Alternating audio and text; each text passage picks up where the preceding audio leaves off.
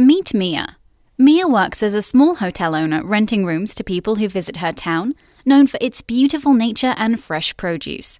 However, life there is not always easy, as her home is prone to hurricanes and flooding. These natural hazards can greatly damage people's houses, businesses, and resources, and can even push them into a poverty trap. But it doesn't have to be like this. As the frequency and intensity of natural hazards continue to increase, more and more experiences have been made on how to increase resilience to these events with the help of insurance and other risk transfer instruments. To better protect Mia against possible natural hazards, there are 5 steps. 1. Risk prevention. 2. Addressing of residual risk. 3. Preparing. 4. Responding. And 5. Recovering. These steps are all part of a disaster risk management approach that integrates risk transfer solutions. 1. Prevention. The first thing that should be done to help prevent serious damage is a risk analysis, which identifies the hazards in a specific area and analyzes how exposed the people, businesses, agricultural fields, and infrastructure are. This analysis will reveal what can be done to prevent damage and feed into the risk transfer instruments and early warning systems in the next phases.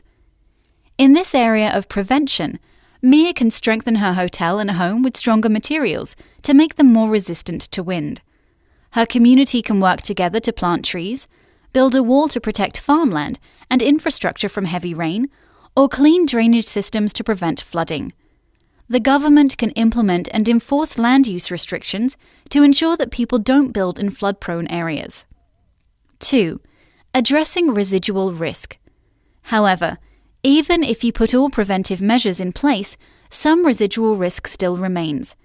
This is where ex-ante financing, that is, financing before a hazard strikes, can help. As an individual, Mia can take out a microinsurance policy in case her hotel is damaged. Weather index insurance could be a good option for the farmers in Mia's community, which will pay out when there has been too much or too little rain throughout the year. If Mia and her community do not manage these risks ex ante but ex post, that is, after a hazard strikes, then they will be forced to rely on friends and families, savings, or additional borrowings. The government can also protect their citizens with pre-disaster financing using contingent debt facilities, which ensure that funding will be available immediately after a hazard hits and by taking out their own insurance. This money can then be used to provide emergency relief to the people or support reconstruction. If governments plan how to manage the financial consequences of a natural hazard, they will not need to manage ad hoc and rely on donor assistance, additional taxes, budget shifts, or taking out credit from external actors. Implementing different prevention measures will greatly help in reducing the cost of these types of insurance and financial instruments because they significantly reduce the overall risk exposure. 3. Preparing. After Mia and her community protect themselves with ex-ante financing, they need to prepare themselves for the natural hazards. They can do this by stockpiling food and water in case of an emergency and making sure that they have a safe place to go should a flood or hurricane come their way.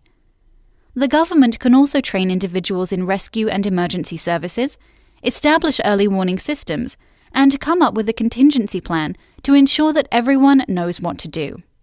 Adaptation investments, that is, investments made to help countries adapt to climate change, microcredit, and increasing savings, could also be good options for the government to better prepare. 4. Responding. When a natural hazard hits, Mia, her community, and the government enter the response phase. It is essential to respond quickly to avoid further loss of human life or material damage. They can do this by helping with the search and rescue effort, providing temporary shelter and food, and quickly repairing the most needed infrastructure. The ex-ante financing will play a big role in making this quick response possible. It may also be necessary to acquire some ex-post financing by increasing taxes, reallocating national budgets, or taking out credit.